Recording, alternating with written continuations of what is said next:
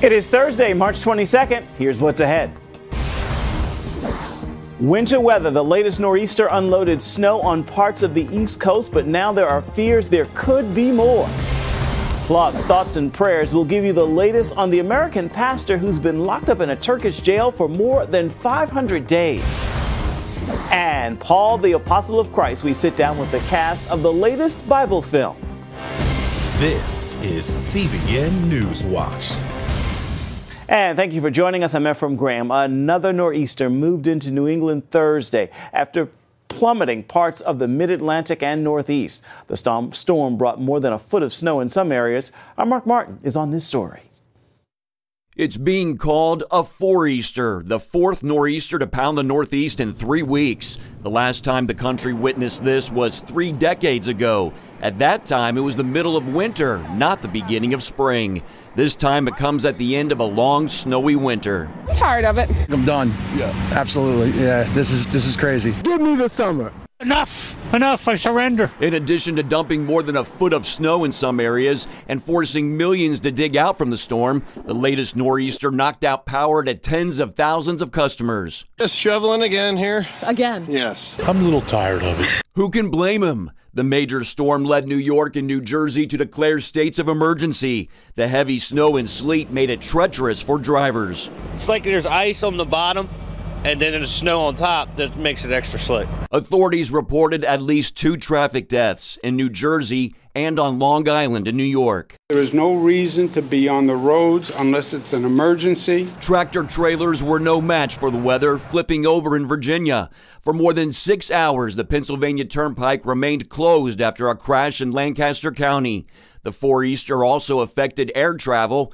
Airport authorities canceled more than 4,000 flights Wednesday. We've been here now since about 2:30 this afternoon. When we got here, I swear it's like the cancellation was spontaneous. Like, as soon as we went to go check in, they said, oh, your flight is canceled, your flight is canceled. And it's been tough. Some tried to make the best of it. In the nation's capital, people moved about on their cross-country skis. And some people had a giant snowball fight on the National Mall. The spring snowstorm shut down schools across 6 states. Some school districts have had so many snow days this year, they're talking about holding classes on Saturdays to prevent the school year from lasting into July. Mark Martin, CBN News. And here's a look at some of the other big headlines we're following for you right now in the CBN newsroom. Police in Texas are analyzing a new video left behind by the Austin serial bomber. In the 25-minute video, Mark Anthony Condit confesses, but his motive remains a mystery. Condit made the video shortly before detonating a bomb inside his car. In Washington, budget negotiations have reached a deal on the $1.3 trillion budget detailed in a 2,200-page bill. House Speaker Paul Ryan praises an $80 billion bump for the military, but says no spending bill this large is perfect. All 32 members of the House Freedom Caucus say they will vote against the measure. A source tells CBN News the bill does not include any changes to the Johnson Amendment, nor does it include the Conscience Protection Act. Lawmakers hope to start voting on the measure today, but may need to pass a stopgap measure to keep the government open until they can get that bill passed. Now to the hotly contested congressional race in Pennsylvania. Republican Rick Saccone has conceded defeat to Democrat Conor Lamb. Republicans considered calling for a recount after Lamb bested Saccone by less than 800 votes. But the leaders now have dropped those plans. The special election to replace Congressman Tim Murphy has shaken Republicans ahead of the midterms. You can find more on these and other stories always at cbnnews.com. Pro-life pregnancy centers work to help women keep their babies and not to abort them. But can a state force these centers to actually advertise low-cost or free abortions offered by that state? California is doing just that, but the pregnancy centers objected, and the legal battle went all the way to the Supreme Court, which heard the case this week. Paul Strand brings us the latest on this story now from Washington. California pro-choice legislators passed a law demanding those centers post those advertisements at the center and online. The lawyer arguing for the pregnancy centers said that's clearly unconstitutional because it violates freedom of speech. And he says if California wins, it'll mean a state government who has a political opposition to a particular group can force you to say things the state wants you to say, but you don't want to say. It's one thing for government to ban speech.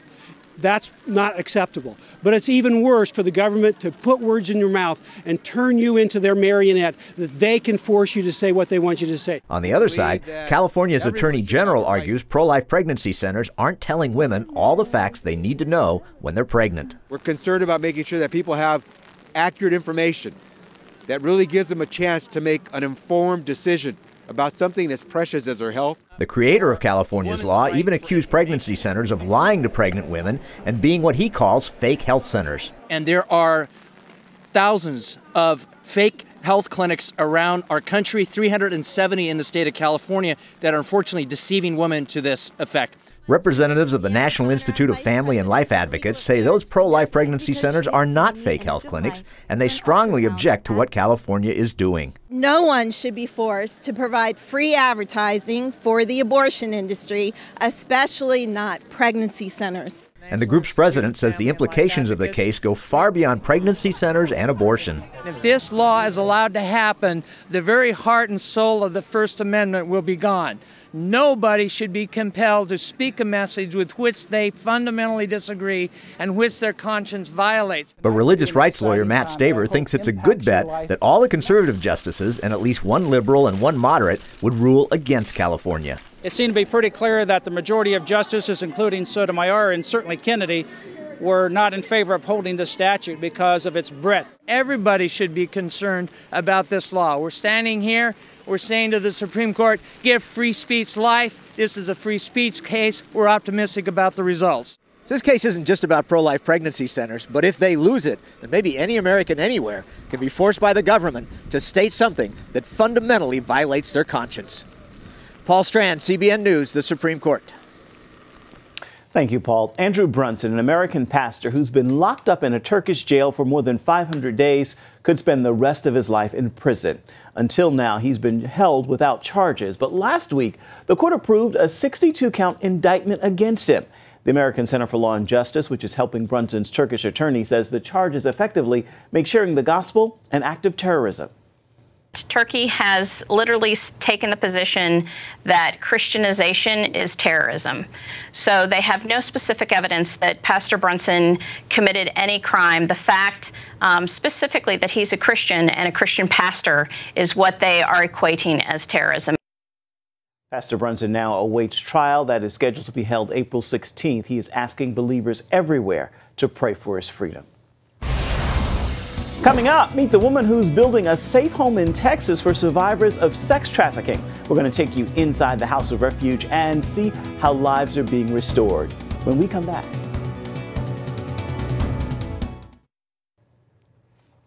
In an historic move, the Senate passed an anti-sex trafficking bill that will open the door to the victims' access to justice and enable states to utilize their laws to combat online sex trafficking. Until now, websites behind trafficking were unintentionally protected by the Communications Decency Act. The new bill ensures websites who knowingly facilitate the sale of sex trafficking victims can be held responsible for their role in the crime. The measure now heads to the president's desk. For children escaping from the horror of human trafficking, there are no easy answers. Few centers can give them the treatment they need. But that may change in Texas real soon, where a new facility hopes to become a model for the future. The goal is to combine comprehensive care with financial stability. Our Heather Sells brings us the story. This shelter is set to open in 2018 and will provide care for 48 children, just a fraction of those who need it here in Texas. The need is overwhelming. Trafficking survivor Tony McKinley will work as a therapist for the refuge when it opens. I can't tell you how many phone calls I get. I just got one a couple of days ago of a law enforcement asking me, what do you know that's open? What's available? Where can I take her? As the officer overseeing trafficking cases in Austin, Sergeant Kevin Covington often asks those same questions. There's different things that we can try, but outside of their having the refuge, and put them on a plane and flying them back home to wherever they're from, there's no real good answer. Just how many children are trafficked here? A new study by the University of Texas puts the number at 79,000. It's a stunning number, considering that national estimates overall reach the tens of thousands. Regardless of the total, however, there's simply not enough beds let alone treatment facilities for these incredibly wounded kids. And that can feed right into the cycle. The more that we find these kids and don't have a place to put them, for a place for them to get healing, the more that they're not going to trust us. Meet the mind behind the refuge, Brooke Crowder, who says God downloaded the plans to her. I kept saying, why are we not doing this? And then it became, well, then why am I not doing this? Right now, Texas has just 20 or so beds for its thousands of survivors. It's hard to believe, but Crowder admits it's just an issue we don't really want to talk about. It's dark. It's hard to hear about. And even harder to do something about. It's a pretty complex response that is required. It's also quite costly. And so and there's really not a model out there that people can say, okay, we'll build this here. The refuge model keeps the price down. It builds strategic partnerships with those already helping young people. We're not bearing the cost of our on-site charter school. The University of Texas is doing that through their wonderful school program. We're not bearing the cost of the medical care. We're partnering with a federally qualified healthcare clinic. There's also help with animal therapy and other services. Each survivor here will receive a customized care plan and likely stay for at least a year, if not longer. Crowder hopes this rural setting will provide both a sense of safety and a feeling of community that will take away any desire to run. McKinley wishes she would have had such an option. Her first trafficking experience came in elementary school. Later, as a teenager, a retired police officer kept her in the trade. I completely trusted him.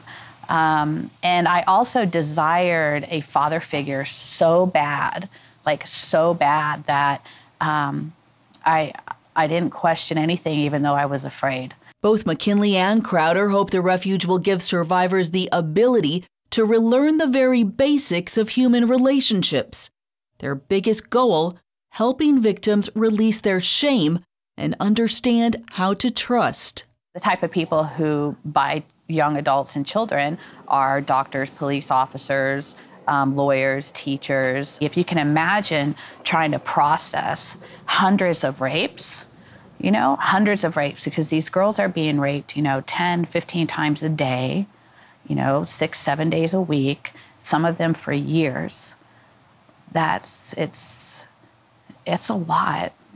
And that's why it takes so much. That's why so many people don't take this on. They don't build places like this because it's hard.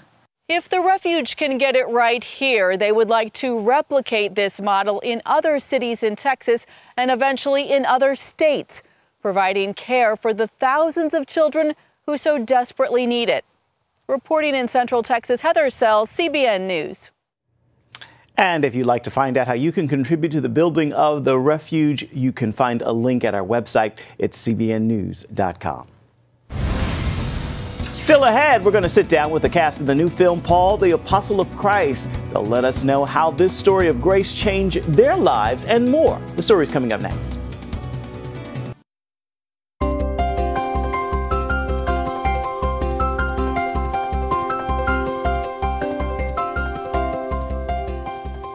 The new film, Paul, Apostle of Christ, is a retelling of a classic Bible account. Jim Caviezel plays the role of Luke, and James Faulkner plays the role of Paul. The film details the two men struggle against a determined emperor and the frailties of the human spirit in order to live out the gospel of Jesus Christ and to spread their message to the world. Our Charlene Aaron recently spoke with Caviezel and Faulkner about their roles in the film. Joining me now is Jim Caviezel, who plays Luke, and James Faulkner, who plays Paul. Welcome, guys. Hello. Good morning. I'll start with you, Jim. This is your first role since the Passion of Christ. Sure. Why did you choose to be part of this story? Yep. Well, I love the message of hope in it. The script was fantastic that Andrew Hyatt wrote, and it's not as easy to find good material like this. I haven't done a biblical film since The Passion, but it. I've tried to, but it's just the material isn't isn't there. Our performance in this movie are very strong, but the scripture is still stronger, and much of the time, a lot of the stories are, you know, they take them and they twist them, and it's not biblically accurate, you know. Okay, and James, the Apostle Paul is one of the most influential people in history. Were you nervous to take on this role? Yes, I was terrified. It's a huge responsibility to play Paul. But I played Jesus, so I made him very peaceful. Jesus helped you, okay. He handed it off to me. How do you think this story is relevant to the world today?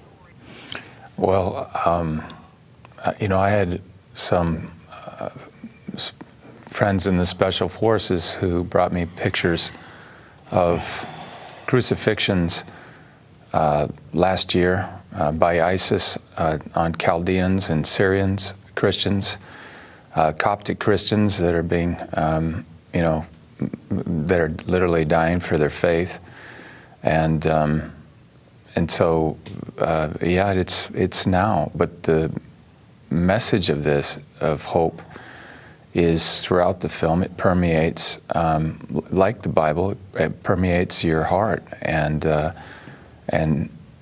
you feel loved when you walk out of the film. I guess this is a question for the both of you. Did this movie impact your faith, and how so? Yes, it did. You know, I could probably best be described as Christian light.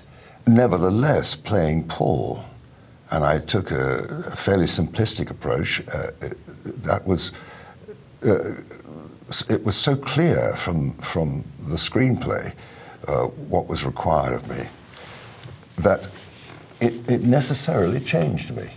If you're playing a man of extraordinary strength, and a man has endured the most obscene hardships, and who was stoned by his fellow man twice, and shipwrecked twice, and scourged and flogged, so much so that his spine is twisted from the torture that he's undergone, and to still love your fellow human being and still be able to forgive them, and through that find redemption, that, of course, changes you. And what about you, Jim?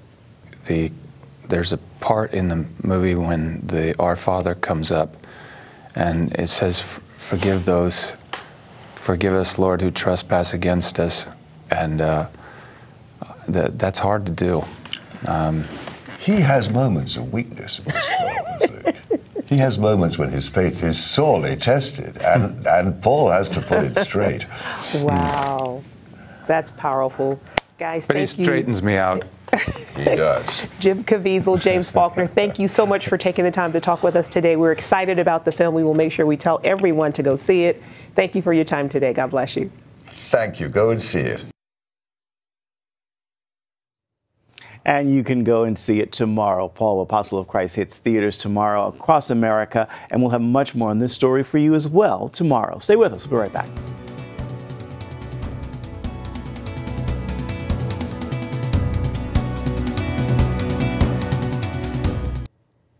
Sunday is Palm Sunday, and thousands of people are expected to march in Texas for eternal life. The demonstration comes one day after the March on Washington to end gun violence. The First Baptist Church of Dallas Pastor Robert Jeffrey says Sunday evening people will gather in downtown Dallas to boldly proclaim the ultimate hope for America is a personal relationship with Jesus Christ. He says that Christians are not opposed to people marching for new gun laws, but they see the legislation as part of the solution, but not the ultimate one.